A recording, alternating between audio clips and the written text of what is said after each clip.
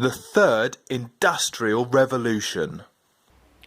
So in this video we're going to look at how we can finance the third industrial revolution, how we can upgrade our infrastructure in order to progress to a more developed socio-economic model.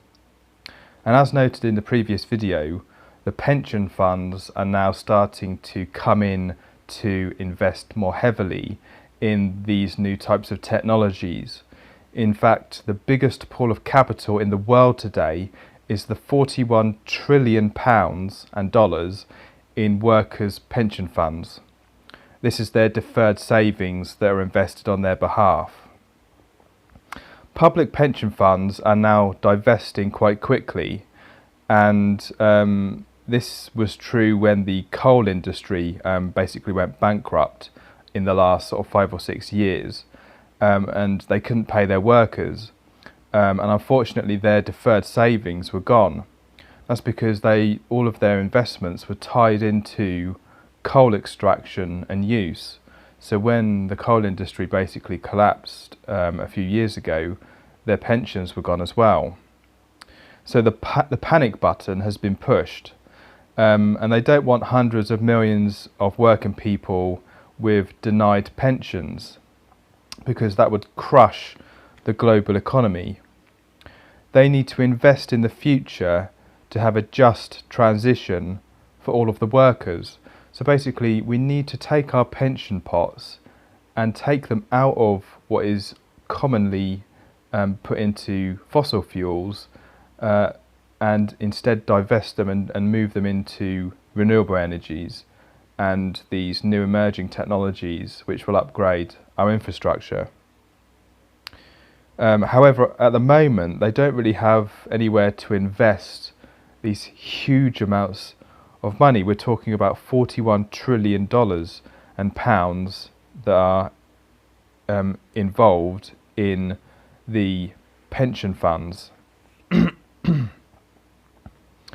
So that these investors are desperate for scaled up third industrial revolution infrastructures which will create millions of green jobs and thousands of business opportunities.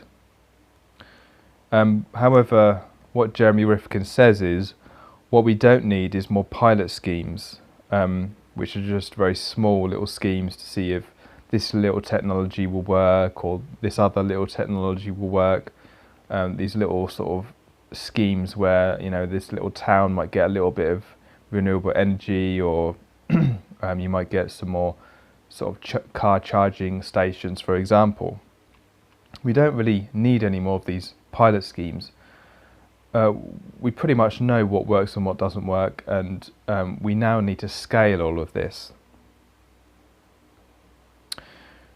Trillions of dollars are escaping from the fossil fuel civilization and are desperate for scaled projects. We need to put together this infrastructure, and it needs to be scaled. The problem with little programs is that they're funded by centralized, vertically scaled governments, which then control them. But that's the old model. We can only lay out this third industrial revolution with community networks. And we're starting to see community networks with things like energy networks, which, for example, use heat pumps instead of the community buying their energy from a centralized system. Instead, they're sharing energy using these heat networks, for example. Also, what tends to come up at the moment are things that are called Green New Deals. But a lot of these are romantic playbacks to the old FDR days, you know, which is basically Roosevelt, and he came up with the concept of a New Deal in the sort of mid-20th century in order to upgrade the infrastructure and to give a better social safety net. But a lot of these Green New Deals that are coming out nowadays from governments, they're only really based on financing small programs here and there. There's nothing scaled. What we need is national governments to provide the codes, the regulations, the standards, and the incentives, and the carrots and the sticks, and the alignment, the vision. But it's actually the communities that can upgrade and scale the new infrastructure through cooperative networks. Control of this new infrastructure needs to be managed by the people, as they are the only ones that can scale this at speed. Local communities can create tailored roadmaps for their local areas, and communities have more manpower than national governments. So if all the people in these different communities actually got together and started to get the skills and qualifications required and had the resources to actually lay this all out, it would happen much faster than relying on government to do it, because these communities have huge amounts of human resources available, whereas national governments have fairly limited stock in comparison. We also need green banks, Jeremy Rifkin said, and green bonds, so that you can actually put your money into a green bank that will invest all of that money into this green third industrial revolution. And you can buy bonds with your money too, which can then be invested, and you'll see a return on your investment through them.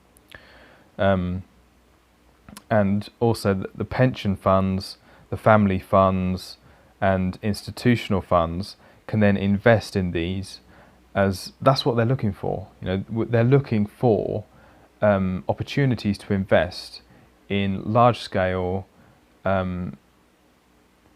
green projects in order to put all of their trillions of pounds and dollars into to invest in the future.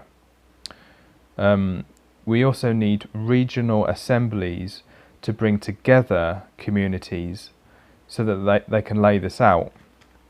We need every local chamber of commerce, every trade union, every university and high school, every civil society organisation, and other similar institutions, to get them all on the same page and put them all on a peer assembly to get thousands of people contributing their ideas indirectly with the peer assembly of about 300 people to work with the government, with the assembly being decided by the community, and it will feature cohorts from all of the different generations.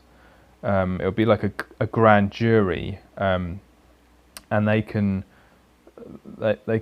manage this for 1 year, and in doing so they'll create a roadmap for how to get to the outcome, which is this third industrial revolution infrastructure being laid out.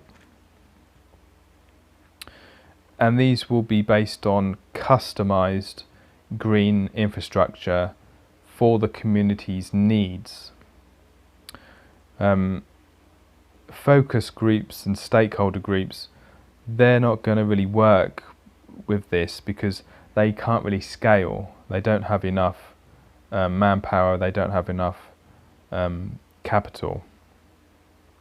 So we need to mobilize every community into disaster mode, because in disasters the whole community comes out to engage, and we need to recognize that we are now in a disaster situation. We are in an extinction event. This is climate change.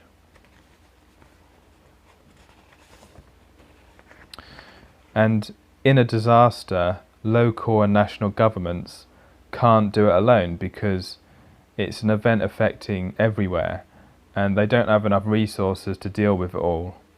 However, communities do. So the non-governmental organisations need to come out with the chambers of commerce and the labour groups the entrepreneurs, the business leaders, and the religious groups. We all need to band together in solidarity. And our empathic response in our neurocircuitry will then come out to help our fellow human beings and to help our environmental problems. These peer assemblies come ad hoc when there is an event. They can then adapt and then prepare for the next event. However, we now need to formalise these peer assemblies to keep them running indefinitely, because we can't depend on governments, because political parties come and go, whereas communities are always there. So we can't really rely on our political parties for this. We need to rely on our communities. We need these assemblies to exist across generational lines: grandparents, parents, students and babies. This is key to disaster resilience. No central government can handle the magnitude of what will come to all of us. If governments don't set up these peer assemblies, people will feel more abandoned every time there is a climate event. They will feel alone, they'll feel alienated, and they will get scared, and they will be prey to all sorts of weird movements.